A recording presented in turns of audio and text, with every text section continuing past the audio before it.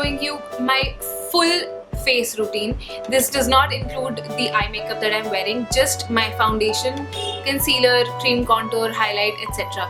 So I have had quite a few requests for this because it's summertime and you want to wear as little makeup as possible, but at the same time there are a lot of us out there who love having full but natural coverage. So with that in mind, I am going to be showing you now my full face of full coverage summer makeup routine. I start with a little bit of primer, and the one that I'm using on a more regular basis is the Nivea Aftershave Balm in the sensitive variant. This is a glycerine based primer, so for those of you girls out there or guys who have oilier skin, I suggest you kind of steer clear of this because this is rather moisturizing and more oily and more suited for dry skin. With this, I like to massage it gently into my skin for a while till the wetness of the primer goes away and I'm left with a little bit of a tacky texture so that my foundation, concealer, etc. can stick on it a little bit better. After that, I go straight into concealer. Why do I do that? Because if I first apply a full face of foundation and then another layer of concealer and then powder, etc., then that's just going to add more and more layers of makeup on my face and it's going to cake up and not look so nice. With this, I'm eliminating a couple of steps because wherever I need higher coverage, I'm directly applying concealer, so I'm getting the coverage that I need without the added layer of the foundation underneath it. So as you can see, I'm using my current favorite Maybelline Fit concealer in the shade 02 Sand Sable, I think, or 20 Sand Sable, and I'm using it as an inverted triangle under my eyes, down the bridge of my nose, on my forehead, my cupid's bow and my chin. Then without blending this, I'm directly going into foundation. This is a liquid foundation. I'm warming it up between my fingers and then patting it wherever I did not apply the concealer. Now, I think it's very important to pat because the method that I'm going to be using to blend it is a makeup sponge, and makeup sponges can tend to absorb globs of foundation and concealer. So the more thinner the layer there is, the easier it is to blend. I'm using the Revlon Colorstay foundation in the shade Fresh Beige, and I like to use the normal to dry variant. Now it's time to blend, and I'm using the Real Techniques Miracle Complexion Sponge. I may in the near future be calling this a beauty blender, but that's only because you hear the word beauty blender a lot more and everything else seems to just, adjust to that name. However, this is the Real Techniques one, and I use the flat side, but sometimes I do wish that this had the dome round bottom like the actual beauty blender does, because that is easier to bounce on your face. With this flat side, I always have to check myself and not drag the makeup sponge on my face. That way the makeup doesn't move around and I get higher coverage. When it comes to blending my concealer under my eyes in that triangle form where I applied it, I like to flip my makeup sponge over. I'm sorry, that took a moment. I like to flip it over and use the pointy side because the pointy edge fits well under my eyes, in the creases and the crevices and in the inner corner, etc., around the sides of my nose. It fits well and it blends easier that way.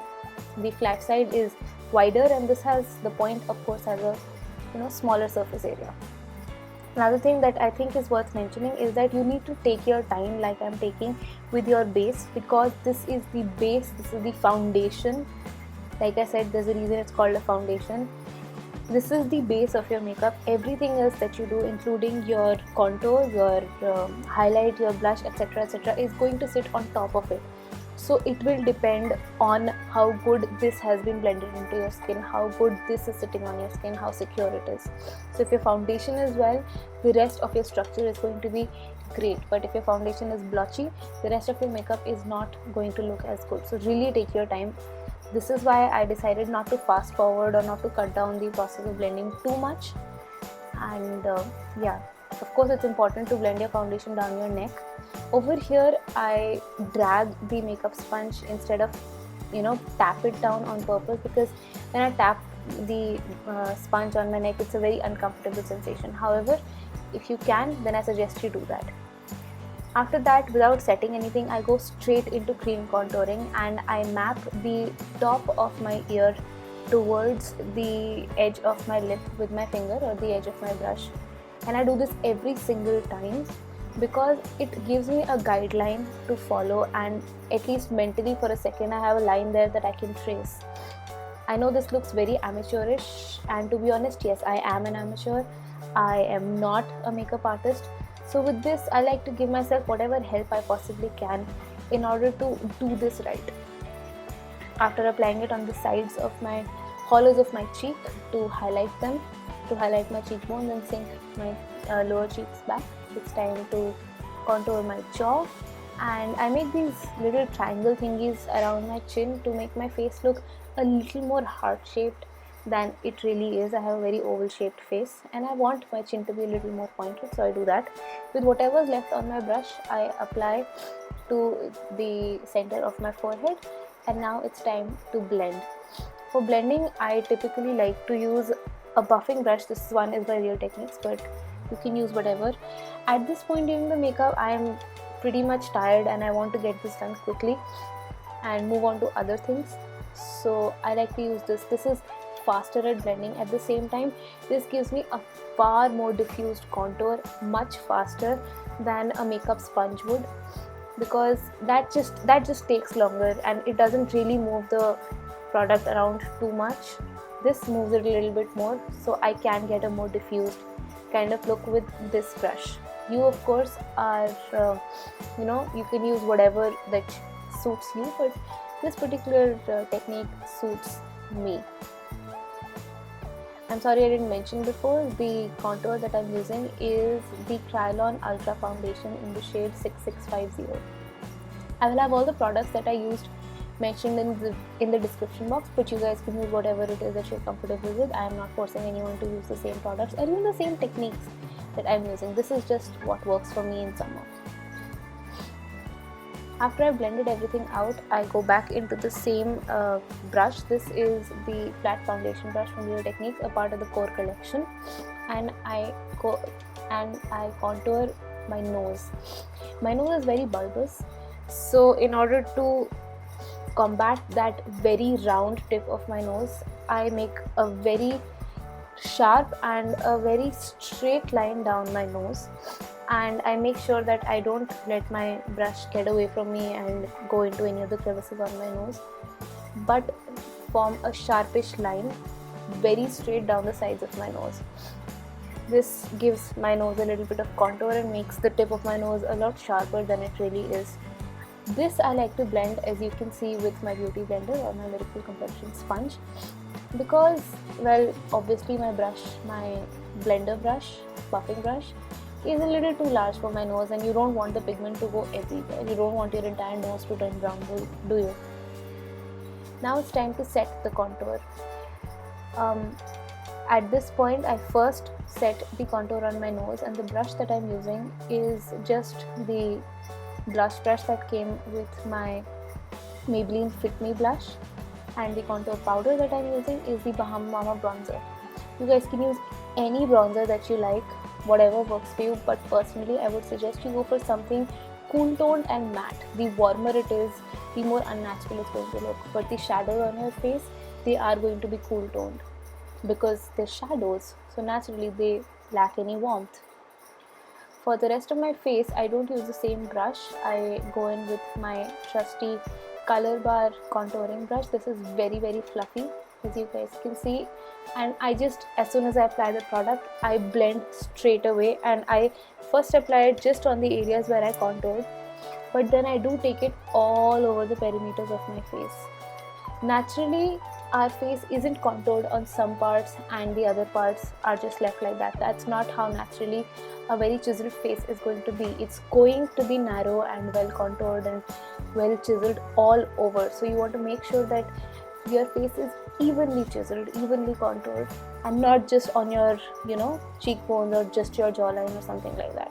When it comes to my forehead, you guys can see that because of all that baby hair, I have a very, very small forehead.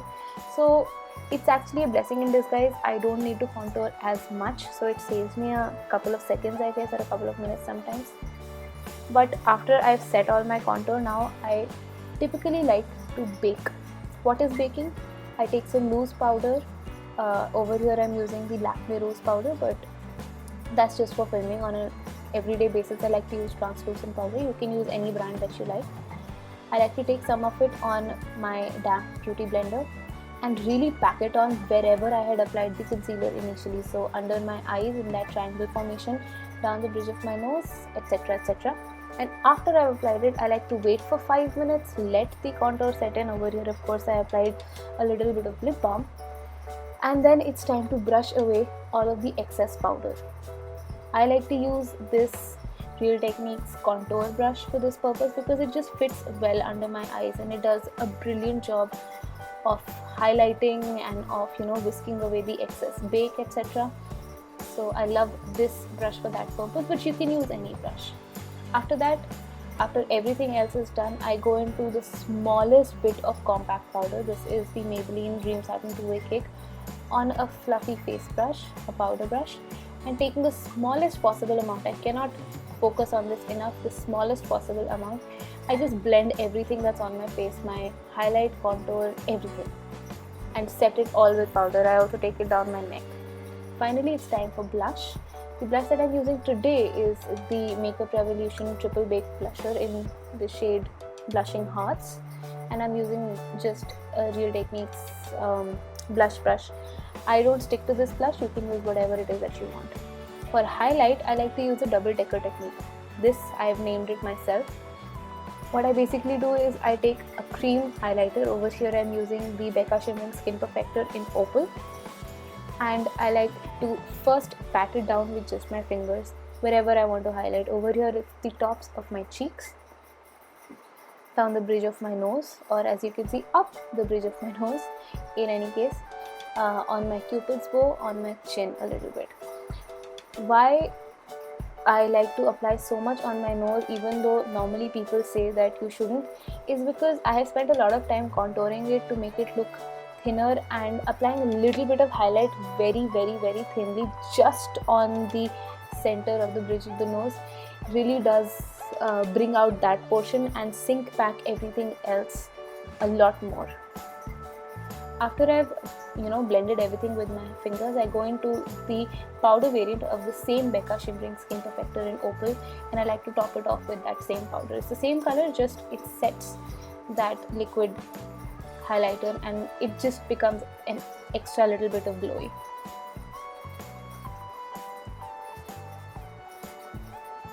And with that, you guys, this is my full face routine and we're through.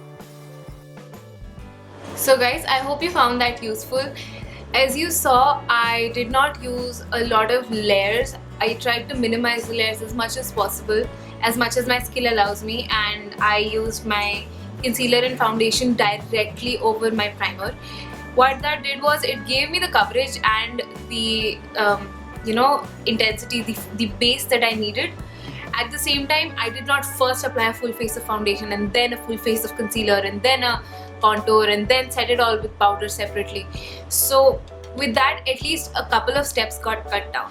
Even though we do sweat in the summer, we want to keep our layers minimal because makeup can look very cakey in this heat, and when it starts to melt off, because everybody sweats, and when this makeup starts to melt off, the greater you have, the more number of layers you have, the more it's going to be visible that it's melting off. It won't just wipe off on its own or just disappear like it sometimes does.